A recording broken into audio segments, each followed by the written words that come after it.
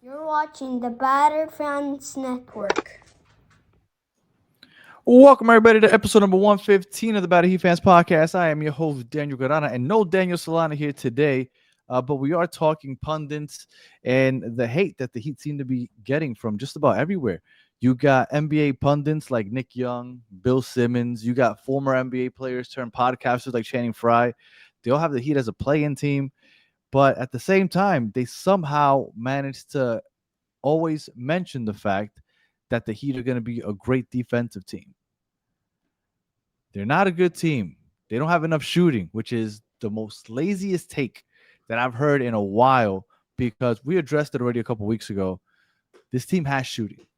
And when you talk about the Philadelphia Sixers, which everybody is head over heels over, nobody mentions the fact that they don't have shooting. The best three-point shooter is Tyrese Maxey. It's like 38%. The rest of the squad is mid-30s to low 30s. Like, they don't have shooting. Nobody mentions it with them. The Cavs, they don't have great shooting. They have high volume shooting with James Harden, which knocks it down at 40 some odd percent, but they don't have great shooting either. But everybody brings it up with the Heat, even though they have 3 or 4 40% 3-point shooters. But again, that's not the point. The point is that everybody says they're a play-in team, but when you look at the fact that everybody also agrees that they're going to be a great defensive team, good luck scoring on the Heat with Giannis, Bam, Davion Mitchell, Wiggins, and whatever other shooting guard they put in next to everybody, two guard. They're going to be a squad when it comes to the defense. They're going to have the opposing team's going to have a really hard time scoring on the Heat. Everybody agrees on that, but somehow they still haven't pegged as a play-in team. So I decided to go ahead. Oh, and actually, I'm not sure who this guy is. Maybe somebody here can tell me. Said Miami as my number one biggest loser because there's nothing they can do. They're so fucked. Like, how exactly is Miami fucked when they just got Giannis? They literally got the best available free agent. If you look at the entire NBA, they probably had the best offseason because they acquired the best player available, along with a big man, Bobby Portis, that can shoot threes, and they might end up with Klay Thompson, but that's neither here nor there. I just thought that the fact that everybody's throwing shade at Miami is very interesting. So I went back and I looked up some stats because everybody knows the whole adage, defense wins championships. But how true is that? Because everybody keeps saying that the Miami Heat have a great defense, probably going to be top 3 defense in the league, maybe top 1 when you consider the fact that Eric Spoelstra is going to be running the team, and you know he's a demon when it comes to his defensive schemes. So if they end up with a top defense, and I'm not saying the top, which I think they have a chance to be, but I'm not saying top defense. I say it's a top 5 defense. Could they really be a play-in team? So I looked at the last 10 seasons. And in the last 10 seasons, if you ended up with a top 5 defense, 64% of those teams, 32 out of 50, ended up as a top 4 seed, whether it be Eastern or Western Conference. So if you are a top 5 team, there's more than 0.5% chance, 64% chance that you end up with a top 4 seed. That means you're hosting the first round. If you're a top 5 defense, 84% of them ended up top 6, 42 out of 50. And then obviously top 8 seed, which could technically still be a play-in team. All of them, all 50 out of 50, all made the playoffs. So top 5 defense tells me if they are the best defense, second best defense, third best defense, no way are they ending up as a play-in team.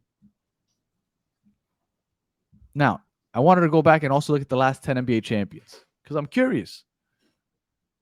Did that really affect the NBA championships? Because usually it's a superstar that wins the championships. The defense doesn't really matter. You don't need to play defense when you have a superstar. So I went back and I looked.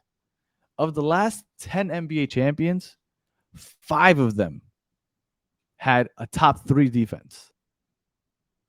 Only one of them did not have a top 10 defense. And then, yes, all of them had a superstar.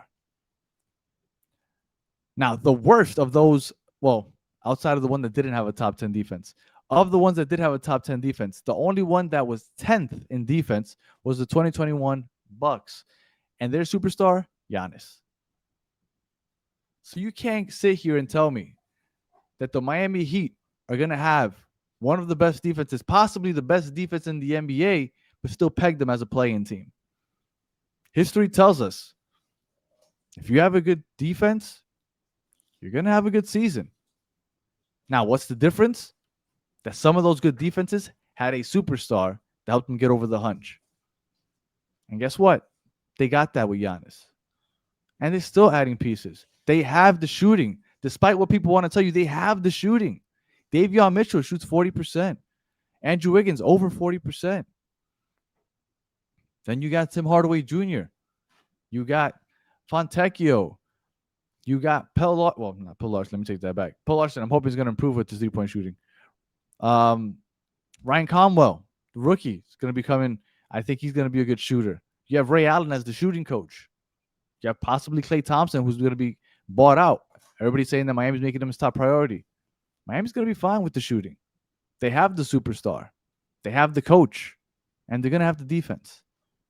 So for everybody saying that they're going to be a playing team, but then they follow that up by saying, but they're going to be a good defensive team, you can't have it both ways. If they're a good defensive team, you can bet that they're going to be one of the top teams in the East. And don't be surprised if they're fighting for a championship. If you're listening on audio, appreciate you listening to the end. Please leave 5 stars in a comment. If you're watching on YouTube, like and subscribe. And we'll be back, me and Solana, talking more Miami Heat in the coming days. So until the next one, have a good one.